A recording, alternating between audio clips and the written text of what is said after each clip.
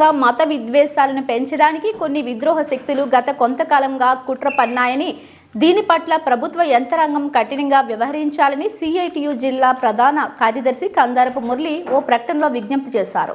ప్రశాంతంగా ఉన్న తిరుపతి నగరంలో మత విద్వేషాలను పెంచడానికి కొంతమంది పథకం ప్రకారం పని చేస్తున్నారని, ఈ కుట్రలను సాగించకుండా ప్రభుత్వ యంత్రాంగం పోలీసులు ఛేదించాల్సిన అవసరం ఉందని, తిరుపతి ప్రశాంతతను కాపాడాలని, సీసీ కెమెరాల ఆధారంగా నిందితులను పట్టుకోవాలని, ఎంతటి వారైనా కఠినంగా శిక్షించాలని ఆ ప్రకటనలో విజ్ఞప్తి చేశారు. తిరుపతి నగరంలో మత విద్వేషాలను పెంచడం కోసం అదే పనిగా కొంతమంది ప్రయత్నాలు చేస్తున్నారు. ఈ ప్రయత్నాలు కొనసాగుతూనే ఉన్నాయి. రేపు క్రిస్మస్ జరగబోతోంది అని అంటేనే ఈరోజు కొత్త గొడవ ప్రారంభమైంది.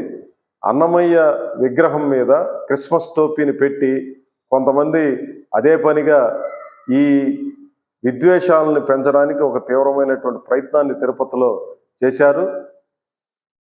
దీని పట్ల పోలీసు యంత్రాంగం, రాష్ట్ర ప్రభుత్వం చాలా కఠినంగా వ్యవహరించాలని చెప్పి నేను డిమాండ్ చేస్తున్నాను. వాస్తవంగా ఇది ఒక కుట్రపూరితమైనటువంటి పద్ధతుల్లో జరిగిందనేది స్పష్టంగా అనిపిస్తూ ఉంది. ప్రశాంతంగా ఉన్నటువంటి తిరుపతిలో ఈ విద్వేషాలని పెంచడం కోసం కొన్ని శక్తులు అదే పనిగా ప్రయత్నం చేస్తున్నాయి.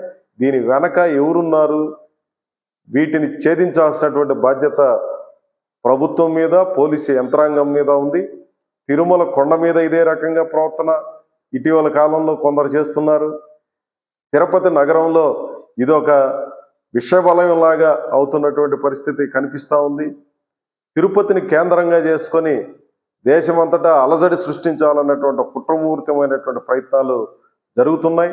గతంలో అయోధ్యలో ఇది చూసాం. అయోధ్య కారణంగా ఎంత విద్వేషాగ్ని రగిలిందో మనం అంతా కూడా ప్రత్యక్షంగా చూసాం.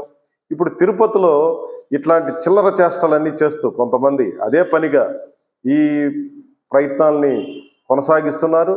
దీన్ని ఏమాత్రం క్షమించాల్సినటువంటి అవసరం లేదు. అన్ని రకాలుగా కఠినంగా వ్యవహరించాలని చెప్పి విజ్ఞప్తి చేస్తున్నాను.